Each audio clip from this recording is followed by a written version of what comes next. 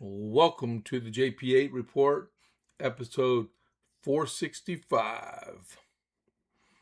And as I transition, all right, not that kind of transition, but transition to the camera. Almost hit the wrong button on this thing again.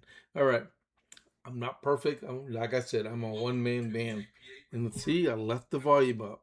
Man, see, I thought I was doing good. What's next? I get trolls today? Hope not. Hope not. Welcome to the JP8 report. Hope everyone's prepared to have a good weekend. We got water. We are. We're doing good. All right. All right. But yeah, thank y'all very much for tuning in to the JP8 report.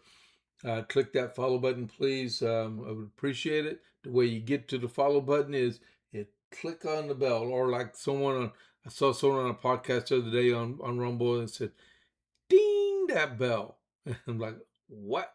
And I was like, oh, I know what he's talking about. So yeah, ring that bell and scroll down where it says follow and click that follow button. And then where you see that thumbs up, smash it and make it turn green. All right. That would be great. And I'm prepared for people to get into the live chat. If you did not, okay, some of y'all just tuning in, you're probably, what in the world is James talking about? No trolls. Okay, so I tell you this as I get my stuff all set up here.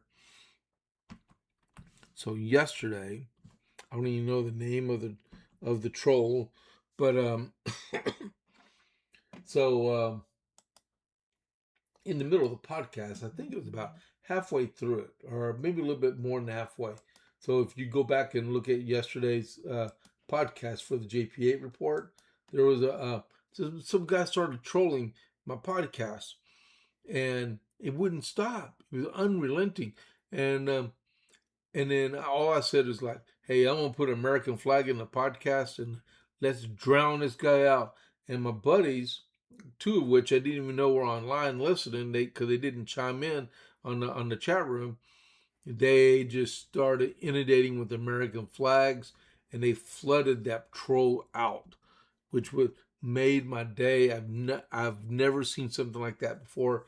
It was awesome, and I'm so glad that they were there to help me out. That was very appreciated, and I did text them after the show and told them thank you.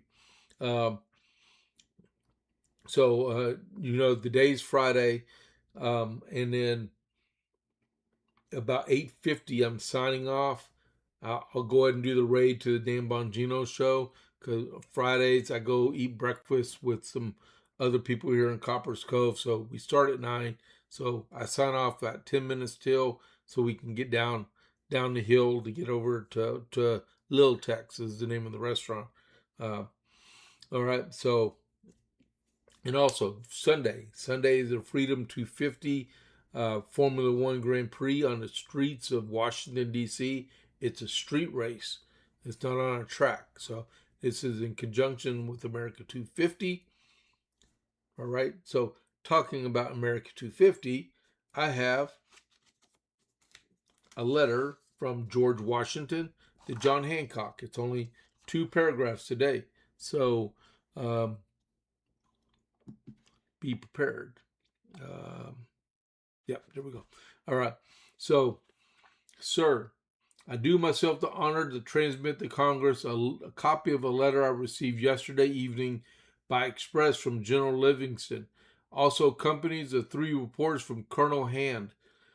Through the intelligence reported by the spy on his return to General Livingston has not been confirmed by the events he mentions. An attack last night, there is very reason to believe that one is shortly designed, which I will say in just a second. The falling down of several ships yesterday evening in the Narrows, crowded with men, those succeeded by many more this morning, and a great number of boats parading around about them, as I was just now informed, with troops, are all circumstances indicating an attack, and it is not improbable it will be made today. It could not have happened last night, by reason of the most violent gust. There was rumors of a hurricane that went ashore in that area. We are making every preparation to receive them, and I trust under the smiles of Providence with our own excursions that my next, if they do attack, will transmit an account that will be pleasing to every friend of America and to the rights of humanity. I have the honor with being with all possible respect, your most obedient servant, George Washington. The caveat with this, because this was for the 22nd of August, 1776, which is tomorrow. Okay, so today, British troops landed at Gravesend, Long Island, under General Howe. They said about 20,000 British troops landed, and then the violent storm that General Washington just wrote to um, John Hancock, the president of the Continental Congress. And then on the next day, on the 22nd of August, another 10,000 British soldiers landed on Long Island. All right. Just said, like he said, they're expecting an immediate attack. This is why I write summaries of what's going on and read letters, because sometimes you can see in live action what's actually transpiring, right? So on the 27th was the culmination of the Battle of Long Island.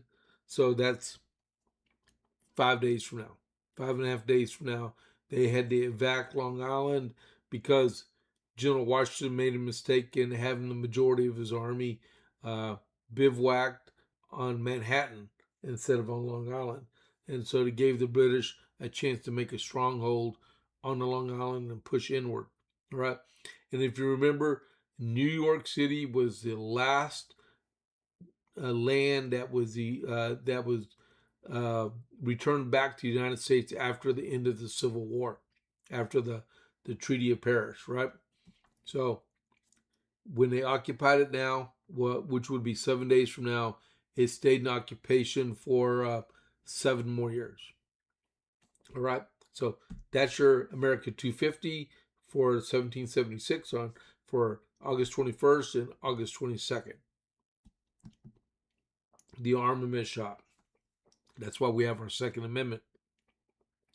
Whether you're looking for your first firearm, upgrading your setup, or need expert service, Jason at the Armament Shop is Copper's Cove's premier source for all things shooting.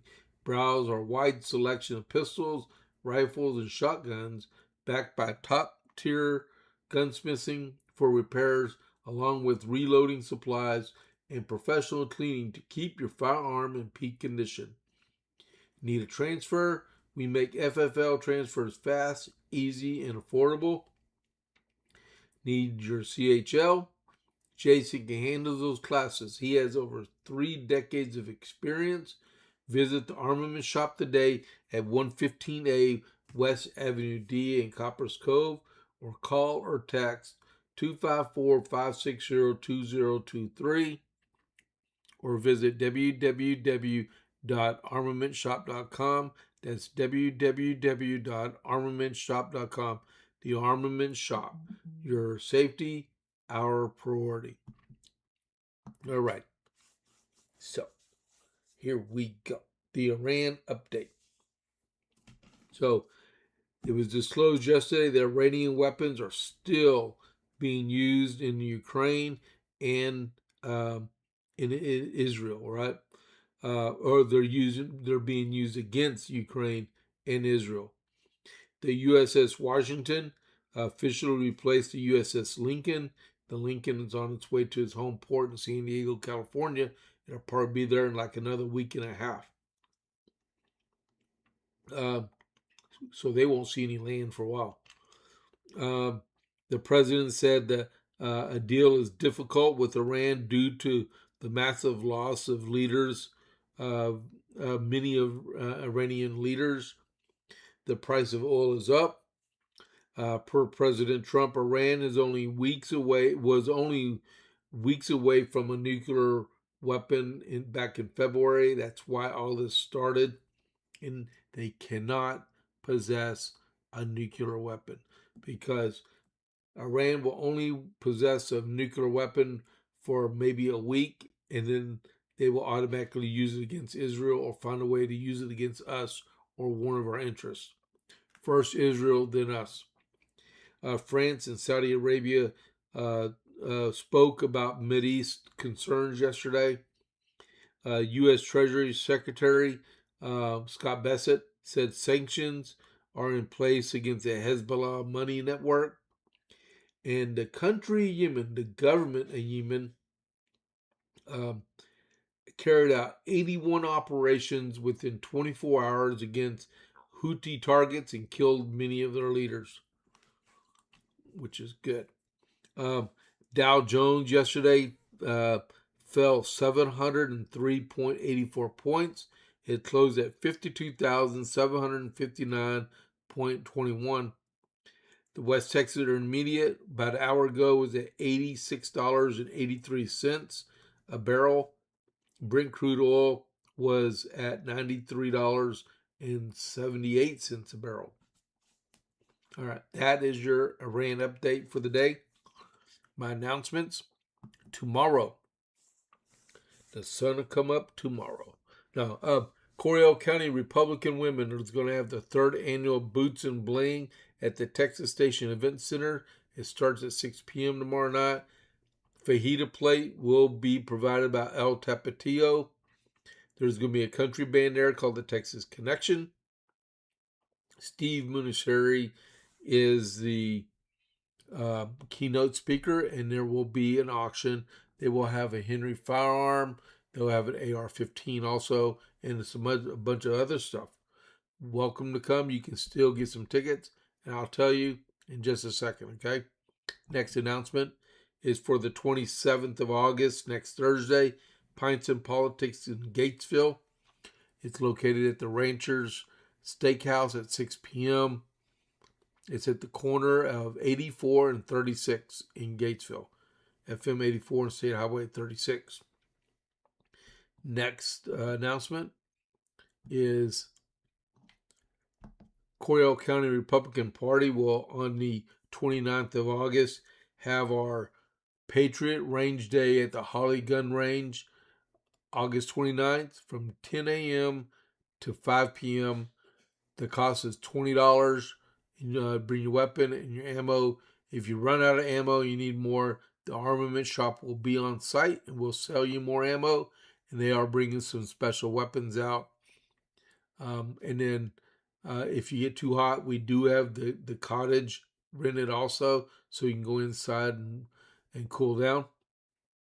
Also, Curmudgeon's Honey Meat is going to be out there. They're the sponsor of the event to help us out.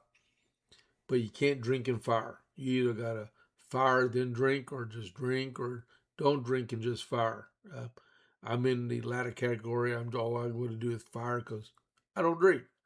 Their next announcement is for the 3rd of September.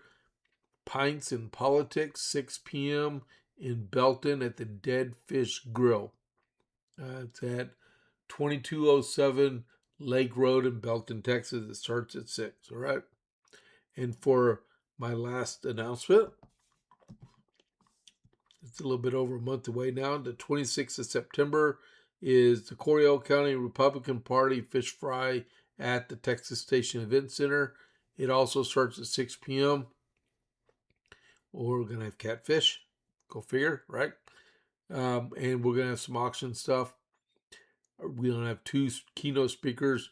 One is Senator Pete Flores from SD 24.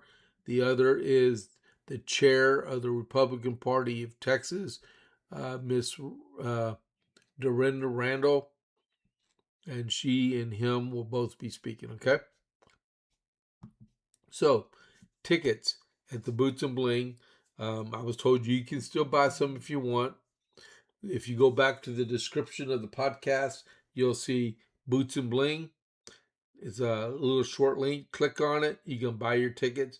The tickets are $50 a person. All right? Or you can make a donation.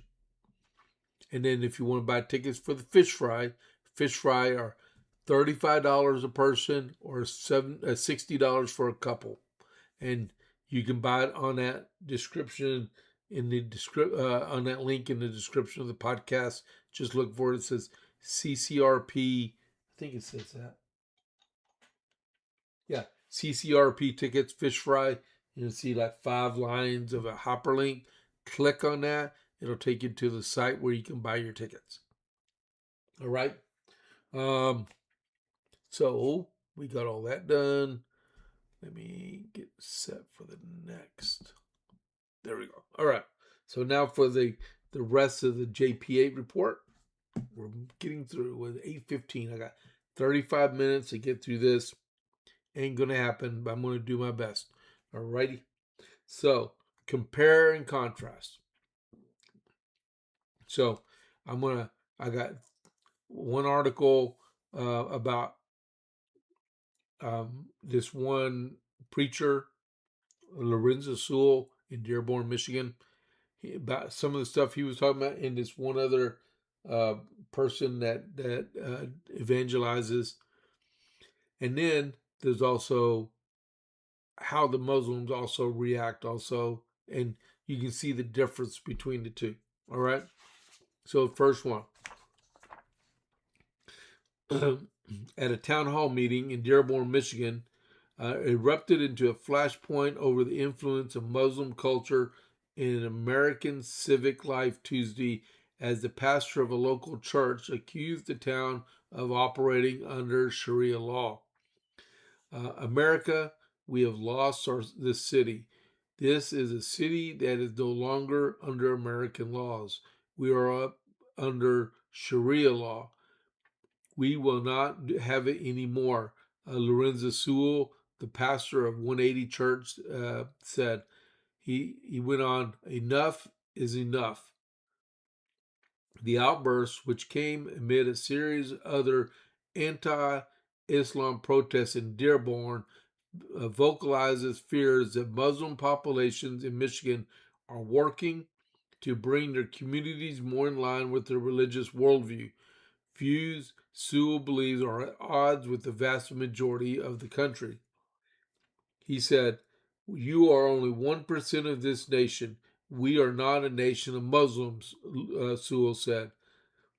If Sewell's references or the implementation of Sharia law don't refer to actual legislation looking to codify Muslim religious practices, instead they are based on what he sees as a form of favoritism applied unevenly to Muslims in the name of religious freedom. In particular, Sewell and other Dearborn critics have pointed to a case in which Muslim counter-protesters, in his view, suffered inadequate consequences for assaulting Jake Lang, a local political activist. You are not up under American law. You are up under Sharia law. This is the reason why you have made no arrest, in referring to the incident. The guy was assaulted by Muslims and nothing was done about it.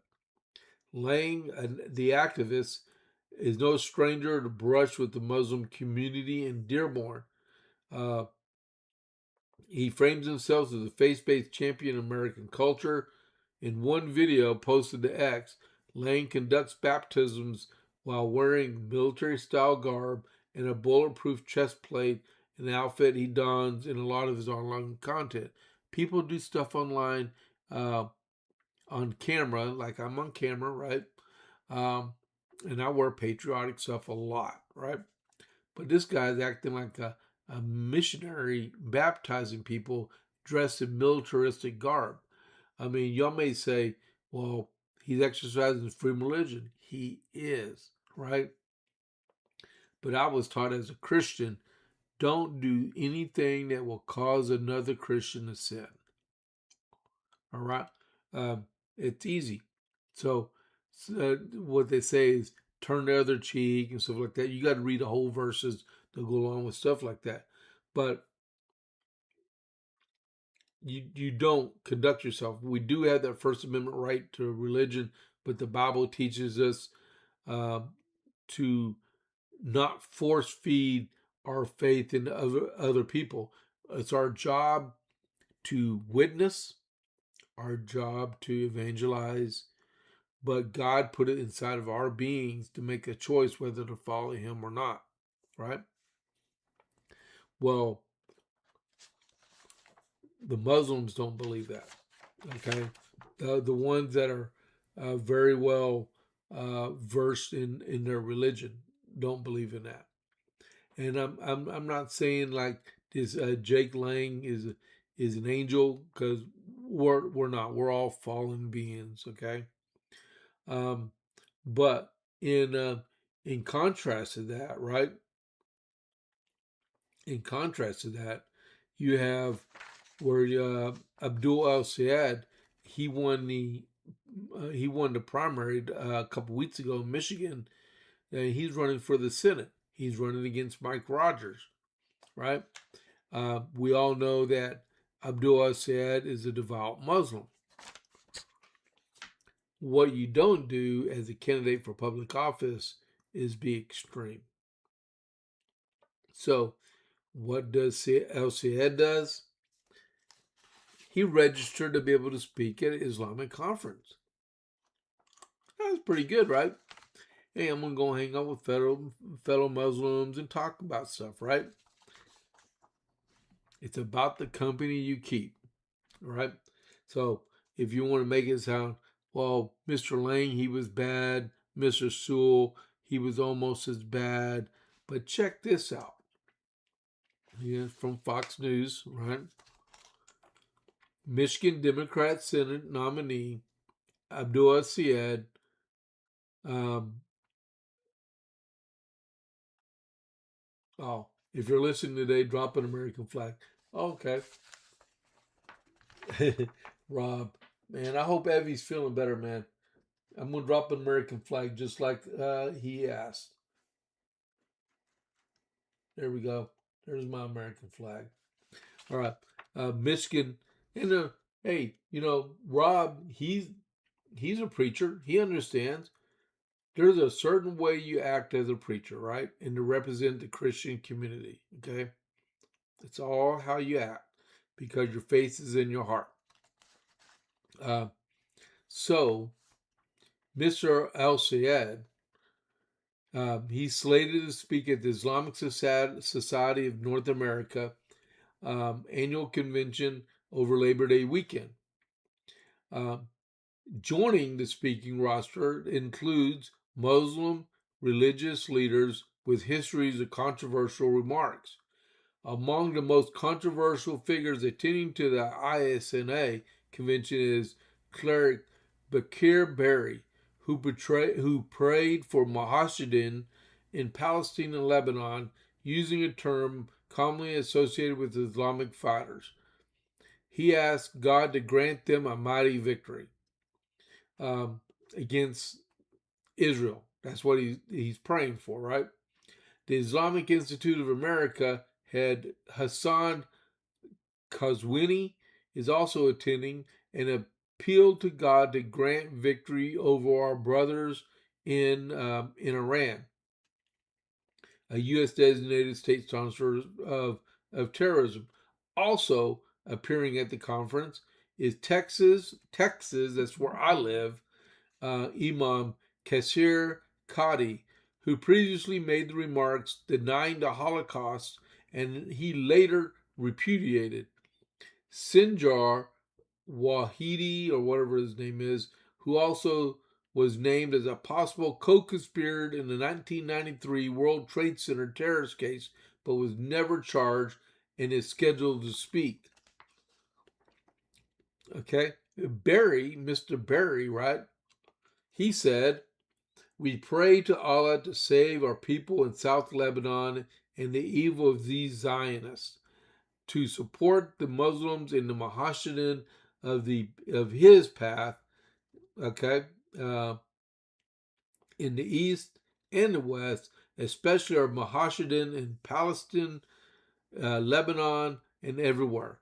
Berry said during a June sermon, according to the Middle East Media Research Institute, He said, "O Allah, grant them a mighty victory." Qazwini, in addition to praying for Iranian victory, was denounced by Senator Bernie Sanders in 2020 presidential campaign over what he calls anti-Semitic conspiracies theories after Qazwini claimed ISIS was connected to Israel and acting as an arm of the Zionists. Quadi, Berry, and Qazwini did not respond to Fox News requests. This is not El Sayed's first brush with radicals, Islamists. Fox News previously reported that Democrat Senate candidate, had touted an endorsement of Detroit area pastor who is notoriously anti-Semitic Louis Farrakhan. El Sayed also faced criticism over appearances with streamer Hassan Piker, who previously said America deserved 9/11. I'm sorry. El Sayed later called the remark dumb and disavowed the comment, while declining to disavow Piker himself. El Sayed also defended a 2021 blog post that compared President Trump's role in the January 6th riot to Osama bin Laden's role in the September 11th attacks. So let's put it in contrast like this. You see El Sayed hanging out with these racist Muslim imams and stuff, right? And he won't disavow these guys. He won't stay away from these people preaching hatred toward Israel and toward America, right? You got these Muslim people that portray us as instigants of 9/11. You have these people who keep praying for our destruction, right? But they won't disavow themselves. You got El Sayed allying with Hassan Piker, who absolutely abhors the country that he lives in. Even though he's rich, he lives here, he was born here, and his parents raised him in Turkey. So you have these Christians, which I'm one of them, that are working so hard to protect our way of life over here, to give us the freedom to choose how we want to worship, right? And you got these other people that want to force feed it down our throats. And one of the pillars of Islam is the complete integration of the law and the religion of Islam. It's called Islamicism, all right? It's called Sharia law. And everything revolves from the Quran. So, what is the influence of Muslim in our land, in our country? Because it influenced a lot of people, like Mr. Sewell said, 1% of our country is Islam, right? If any attack ever happens in our country, we have to be right 100% of our time. I'm talking about law enforcement. We have to be right 100% of the time to interdict, right? They only have to be right once, right? So, case in point, in New York, Jessica Bowie. Like, who in the world is Jessica Bowie, right? Jessica Bowie is a 35-year-old white woman, right? So 5 years ago, she converted to be Muslim. She lives in Albany, right? Well, just recently, she decided she wanted to blow up the New York State Capitol building or detonate a bomb at the building. And she was going to use a DoorDash bag to do it. And then she also was telling this confidential informant she would rather attack the White House, but the White House is too well protected. It's too hard of a target to bomb. I think that's how she put it. So she decided she wanted to go over at the New York State Capitol building. So I guess that means The Capitol building in New York State is not a very well protected building. What caught her off guard is that she flapped her gums, she didn't stay quiet, and she was at Home Depot buying the supplies to make a bomb. Got caught because she blabbed and someone listened, someone saw something, and someone said something. That's what you're supposed to do, right? She wanted to kill New York State senators. Um, so, hold on. Wow. Iran's president urges immediate end to war in apparent rebuke of radicals. Let's see how long he survives, right? So, this girl, I'm going to read this now since I gave you a little bit of a summary on it. A New York woman plotted to bomb the New York State Capitol and kill state senators inside, repeatedly surveilling the building and buying materials for an explosive device before the FBI arrested her, according to the criminal complaint. Jessica Bowie, 35, of Albany, is charged with attempting to provide material support to ISIS. Okay, that's the Islamic State, if you did not know. The FBI also says she pledged allegiance to the terror group, discussed disguising a bomb as a DoorDash delivery, and wanted to carry out the attack when the state senators were meeting. She converted to Islam about 5 years ago and began going by the name Aisha Saif. And the affidavit also said that on May 28th, Bowie used the username Nasui Saif on social media platform and told another user in Arabic, "Praise be to Allah for September 11th, and when I can migrate, I will poison these infidels." At a news conference Thursday afternoon, FBI officials said Bowie's alleged plans extended beyond an attack on the state capitol and including ambitions to carry out additional violences while fleeing the country. She didn't want to just kill lawmakers. She wanted to make a complete disruption of our government, the special agent from FBI said. So, according to the Justice Department, Bowie surveilled the New York State Capitol building as a part of the alleged plot of the bomb of the building. Timorali, that's the special agent, said Bowie allegedly planned to leave the country after bombing the Capitol and later to return to do more, including an attack on Times Square on New Year's Eve, and she spoke of attacking the White House and the president. Timorali described ISIS as one of the most vicious organizations intent on killing Americans, undermining democracy, and disrupting our way of life.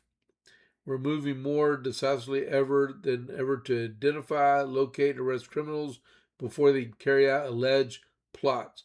Okay, so I'm going to end this with this part, okay? Because there's more to it than just this. Who is she married to? Who is she associated with?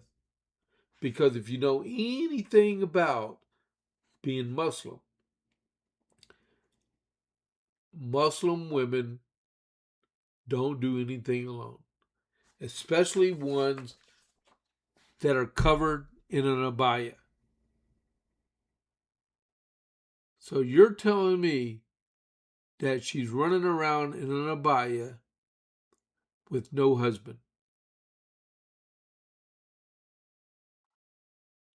If you've ever been in the Middle East before, you tell me how that exists. So unless they're actually still doing an investigation and doing who, what, when, where, and why, because there's something wrong with that picture. Because she should have a husband in Arabic garb right beside her almost. Seriously. I mean, you can say something if you want in here, but that's the way I look at it. Hold on just a second. I thought I had a text message in here. Oh, so retired Rob 53's wife is sick. So if you're out there, pray for her that she gets feeling better. And he's going to go pick up breakfast for her. Isn't that nice? That's really cool. All right. So you have you have these Muslims taking over city councils, influence other people to empower them to become obedient Muslims and try to institute some type of Sharia type environment around said town councils, right? In Texas, we have laws against that. Uh, but they'll try to sneak it in. And then it spreads from there to the same people that want to be in charge of Muslim communities. You have these imams that are very radical public speaking ones, right? There you have Senate candidates actually hanging out with these guys. They're very radical, very communistic, because you can't have one without the other. And then you're like, it's spreading like a plague. And then you get this one lady 5 years ago converts to be a Muslim, and she's radicalized enough that she accepts ISIS as her leader, and it's not with al Baghdadi because he's dead, but where's her husband at? And she wants to build or i.e. bombs to destroy American infrastructure and kill Americans, right? Where does this end? How long do we allow this to persist in our country? Because if you had a group of Christians doing stuff like that, we'd all be locked up because they say we're out of our minds and we're criminal. But you have these Muslims that let stuff go. I mean, even though like this guy Jake Lang, I mean, yeah, he's a right wing nut job almost, right? Oh, he is a nut job, right? But he got assaulted by a bunch of Muslims. Why didn't they arrest the people? I mean, we don't tar and feather and hang people and do what do you call it, lynchings in our country anymore, right? Because it's all wrong. But we're going to let the rule of mob, because it tells you in the Bible not to riot. Okay, that's why we have law and order. But we're going to allow these people without prosecution to go out and assault Christians or people that are non-Muslims, right? Where does it end? Well, we got this lady got arrested because she was going to try to kill a couple dozen state senators in Albany. And what was she going to do after that? Where does it end at? Enough is enough. Just like Mr. Lorenzo said, enough is enough. Why do we allow stuff this to persist? Right? Uh, Next part is uh, Act Blue, not Act Blue. Socialist candidates can delete their old posts, but they can't erase their radicalism. Once a radical, always a radical for the most part, right? This summer, millions of Americans were enjoying fireworks and gearing up for football, right? Uh, the campaign of the Democrat Senate candidate, Abdullah Syed, was busy scrambling over past comments denouncing both, right? Uh, you might read this. You read that right. The campaign of Abdul El-Sayed was caught red-handed by CNN erasing hot takes, declaring that fireworks suck and that football is slavery. Right? Yeah, you got me right. That's exactly what he said. On one hand, you can't blame him. El-Sayed uh, is running for statewide office in Michigan and voted for Michigan, which voted for President Trump twice over the last decade. Better to take the hit on the flip flop and sell voters his canned declaration about his love for Michigan football on Saturdays can defend indefensible. Can you imagine someone running for the Senate in Michigan and not being a Wolverine fan, a Michigan Wolverine? I'm not a Michigan Wolverine fan because I don't live in Michigan. I despise the team. You can keep your big yellow M. I don't care. One of my best friends is a Michigan fan. I like the purple from Texas Christian, okay? But yeah, could you imagine running for the Senate and said, I hate football? Dude, you're stupid, right? On the other hand, if character is what counts when no one is watching, character, yeah, your character is what counts when no one is watching. That's integrity. El Sayed has shown who he is. Voters should believe him. To be fair, he's not the only candidate navigating the collusion course between a hard left worldview and the political realities of getting elected in a center right country. In neighboring Wisconsin, Francisca Hong, okay, she was the Democrat Socialist candidate, came up just short in her primary. Unlike Syed, her past social media commentary surfaced before Election Day, including her support for canceling Thanksgiving. Okay, she was pro-turkey, live turkeys. Down the home stretch, her campaign was overrun with similar questions about her past and her current extreme views. So, what he probably found out, along with his campaign team, is we got to get rid of the the uh, the criticism and the social media posts that were portraying his radical views to try to make him look like a moderate. Right? Too late. People capture that stuff as soon as it gets posted on the internet. 841. All right. So my next is Act Blue co-founder pleads the fifth in the latest closed-door House deposition. Act Blue co-founder Matt de Burgalis invoked his Fifth Amendment rights yesterday in a closed-door deposition before three prominent House committees that are investigating the campaign donation platform's verification policies and procedures because they've been accused of allowing foreigners to fund Democrat campaigns because it is against the law. Because it is against the law to donate to political campaigns if you're a foreigner. The disposition in front of the House Administration Committee, the Oversight Committee, and Judiciary Committee lasted less than a half an hour. De Burgalis, in the latest high-ranking Act Blue official to invoke the Fifth Amendment, the Act Blue CEO, Regina Wallace Jones, invoked it multiple times, and she maintained that invoking her fifth did not mean she had anything to hide or insinuate guilt.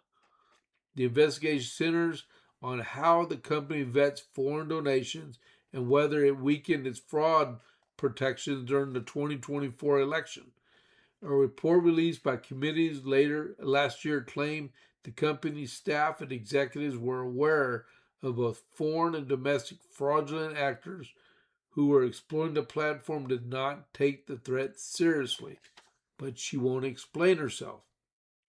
It is against the law to give money to other people to make campaign donations for you because you're I forgot what the term is, but so like, hey, I'm James. I've already maxed out my donations, so I'm gonna give $500 to Joe, and I have Joe donate through Act Blue to Lisa's campaign. Well, that means I gave $500 more than I was supposed to. But if I do it that way, there's no repercussion. If I'm from England and I want to see, hey, I want James's opponent to get elected, so I'm gonna funnel money to someone else, so through Great Britain to fund this guy. You can't do that. You can't do it. But this lady plus two others will not answer questions at all. All right. That's all right. They probably got data and they were probably going to ask her questions that she already knew the answers and won't answer them. I don't know. It's 8:44. I got 6 minutes left. Scott Bassett put out that the federal courts that are making the government give back $166 billion in tariff refunds. He's upset that the courts didn't make those corporations give the money back to consumers um, that actually paid the money to get their products, which includes the increased taxes. These companies are just uh, pocketing the money and making more profit. A lot of companies never lower their prices. So, like, we'll use Scott for example, since he's watching. Okay, I'll leave Luke alone. Scott builds a gadget. Okay, his gadget he sells to the populace. Let's see, Scott sells the gadget to Luke. They're on my live chat right now, right? Scott sells the gadget to Luke for $35, right? Well, President uh, Joe, right, institutes import tariff or tax of $5 on that $35 gadget, right? So now Luke has got to buy the same product for $40 and $35 because there's a tariff on it, right? Well, um, Judge Judy says you can't have that, Joe. You can't have that tariff on that gadget. So um, so you need a refund to the person that made the gadget, which is Scott or whatever. He's the one that sold it, but you have to give Scott back the $5 of tariffs he paid uh, that he charged Luke. But Scott doesn't have to give a $5 refund to Luke. He can pocket the money. Our Secretary of Treasury, if y'all understood what I said that's unfair because the chances of Scott reducing the price of the gadget from $40 back down to $35, chances are it's not going to happen, and he's going to continue to sell it for $40 because he found out that he can sell the said product for $40. So Scott Bassett would like to get the money uh, to the consumer itself, in which it probably won't happen. Like he called it a corporate bonanza. It's a money making scheme through the court system to enrich some of these people that did not need to do that. All right, 8:47. I'm almost out of time. This came out this morning. I'll show you all the picture. Right, Morgan Stanley, welcome to Texas.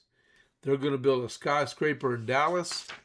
They're going to move 4,800 jobs from New York City to Dallas.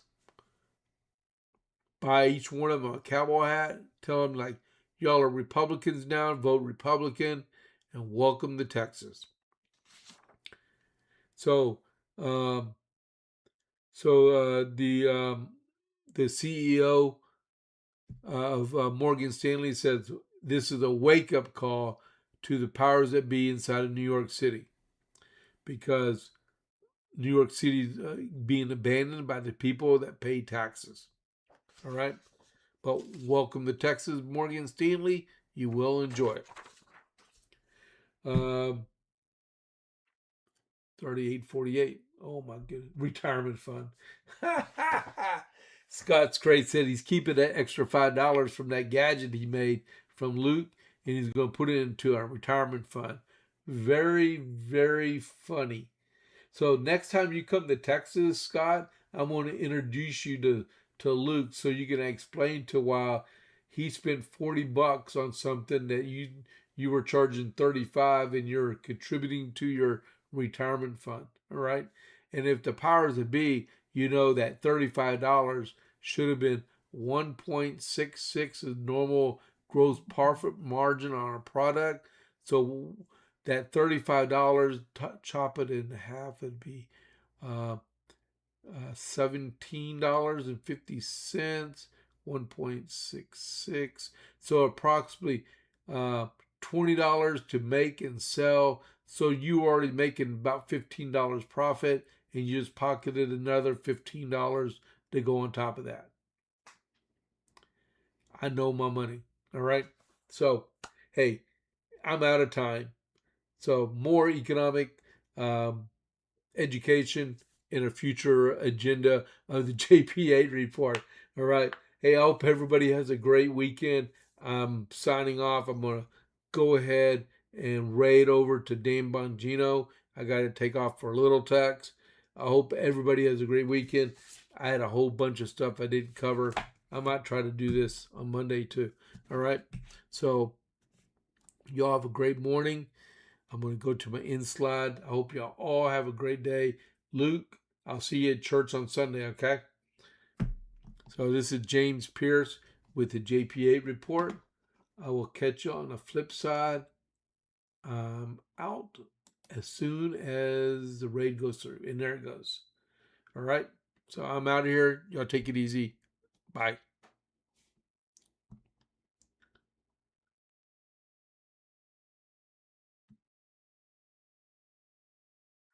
I see the overhead remark, Scott.